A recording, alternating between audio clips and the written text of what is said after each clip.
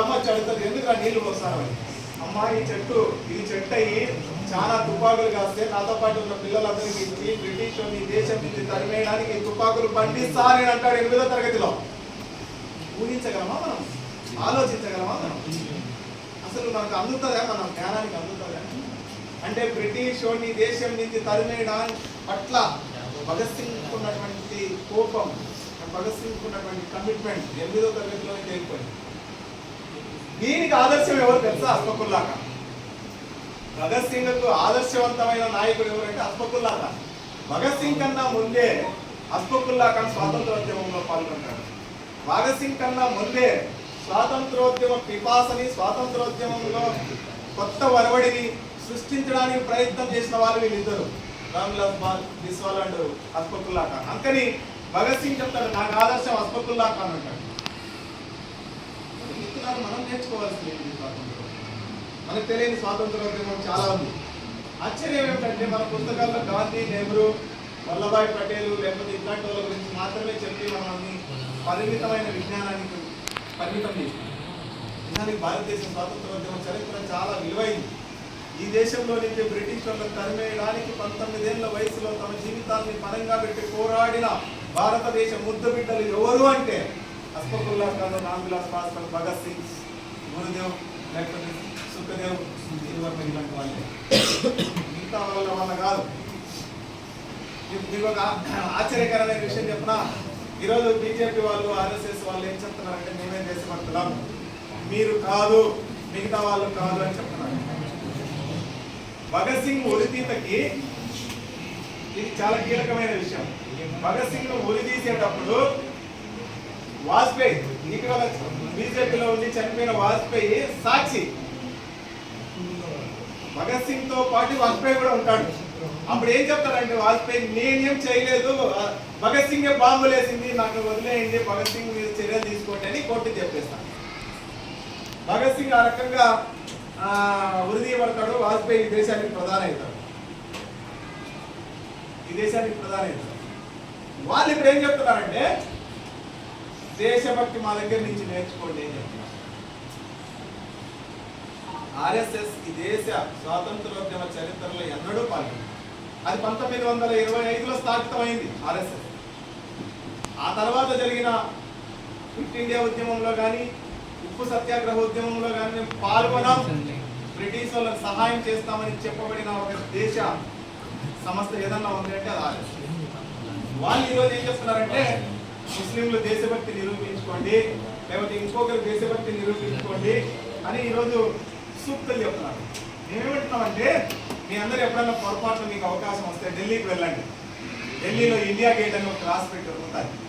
India గేటుకు అటుపక్క ఇటుపక్క చాలా పేర్లు లిఖించబడి ఉంటాయి. అక్కడ 66,000 పేర్లు లిఖించబడి ఉంటాయి. 66,000 పేర్లలో 80% ముస్లింల పేర్లు. 80% పేర్లు అంటే 100కి 80 మంది ముస్లింలు స్వాతంత్రోద్యమంలో ప్రాణాలని త్యాగం చేసి దేశం మాది, దేశం నుంచి మీరు పోటీ బ్రిటిష్ వాళ్ళని తరవడంలో ప్రాణత్యాగం చేసిన వాళ్ళు. ఇంకొక మాట కూడా చెప్తాను, ఆ 66,000 పేర్లలో ఒక్కడైనా బీజేపీ వాడు, ఒక్కడైనా ఆర్ఎస్ఎస్ వాడు, ఒక్కడైనా ఆ సంస్థలకు చెందిన వారి పేరు ఉంటే రాసుకోరండి, మీకు గిఫ్ట్ ఇస్తాం, మీరు కోరుకునే గిఫ్ట్ ఇస్తాం. దేశ చరిత్రలో ఎన్నడూ వాళ్ళు పాల్గొన్నారు. అయినా వాళ్ళు ఈరోజు నీతులు చెప్తున్నారు, వాళ్ళు దేశం గురించి మాట్లాడుతున్నారు. వాళ్ళు ఈరోజు ఈ దేశభక్తి లేని వాళ్ళు మీరంతా అని ప్రచారం చేస్తారు. మనం నేర్చుకోవాల్సింది ఏమిటి అంటే దీని నుంచి చెప్తున్నారా, మీరంతా యువకులు, ఈ సమాజం, ఈ వ్యవస్థ ఇట్లనే ఉంటే అది హ్యాపీ అందరికీ, మీకు హ్యాపీ కాదు. మీకు ఎందుకు హ్యాపీ కావాలంటే మీరు ఇట్లనే ఉంటారు. ఎప్పుడైనా ఒక ప్రశ్న వేసుకున్నారా మీరు ఎవరైనా? నేను 8వ తరగతిలోనో 9వ తరగతిలోనో నాకు వచ్చిన ప్రశ్న ఏమిటి అంటే, దేశంలో ఒకడికి ఎందుకు అంత డబ్బు ఉంది, మేము ఎందుకు పేదోళ్ళుగా ఉన్నామని డౌట్ వచ్చింది. ఎందుకు వాడికి ఎందుకు అంత డబ్బులు వచ్చినాయి, నాకు ఎందుకు లేదా ఆదాని అంబానీలకు ఎందుకు 8 లక్షలు 20 లక్షల కోట్ల ఆస్తుంది, మాకు మాత్రం 20,000 ఆస్తి ఎందుకుంది? ఈ ప్రశ్న ఎప్పుడన్నా వచ్చిందని మన మెదడుకు వైపు ఆలోచించనీయకుండా మన సినిమాలు, మన టీవీ సీరియళ్ళు, మన చుట్టూ ఉన్న వ్యవస్థ మన పక్కన ఆలోచించాలి. ఎందుకుంది వాళ్ళకి అంత సంపద? ఎట్టొచ్చింది వాళ్ళకి అంత సంపద? ఎవరైనా ఒక మనిషి, ఎవరైనా ఒక వ్యక్తి, ఎవరైనా ఒక కుటుంబం ఒక జీవితకాలం కష్టపడితే, ఒక జీవితకాలం కష్టపడితే 1 కోటి రూపాయలు సంపాదించినాడంటే ఎస్, అతను న్యాయంగా సంపాదించినాడు అనుకో. కానీ 10 లక్షల కోట్లు సంపాదించినాడంటే ఎట్లా సంపాదిస్తాడు అంటే ఎక్కడో ఏదో మోసం జరుగుతా ఉంది, వాడు ఏదో తప్పు చేసి సంపాదిస్తున్నాడు అనేదే దాని అర్థం. సింపుల్ సూత్రం అది. మీ ఊర్లో ఎవరన్నా ఒక ధనవంతుడు ఉంటాడు, మీతో పాటు ఉంటాడు, ఒక 10 సంవత్సరాల కింద వరకు మీ కుటుంబాలతో పాటే ఉంటాడు. ఉన్నటువంటి 50 కోట్లు 60 కోట్ల ఆస్తిపరుడు అయిపోయాడు. ఎట్లా ఉంటాడు తెలుసు చెప్పనా? మీరు చెప్పండి, మీకు తెలిసి ఉంటుంది. వాడు ఇసుక దొంగతనం చేయడం వలన, మట్టి దొంగతనం చేయడం వలన, ప్రభుత్వ భూములు కబ్జా చేయడం వలన, కాంట్రాక్టర్లో మోసం చేయడం వలన, ఏదో ఒక కారణంతో తొందరగా ఎదిగింటాడు.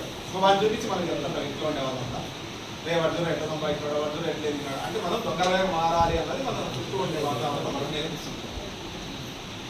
అంటే ఈరోజు మంచోళ్ళ గుర్తింపు కన్నా చెడ్డ వాళ్ళ గుర్తింపు చాలా ఎక్కువ ఉంది.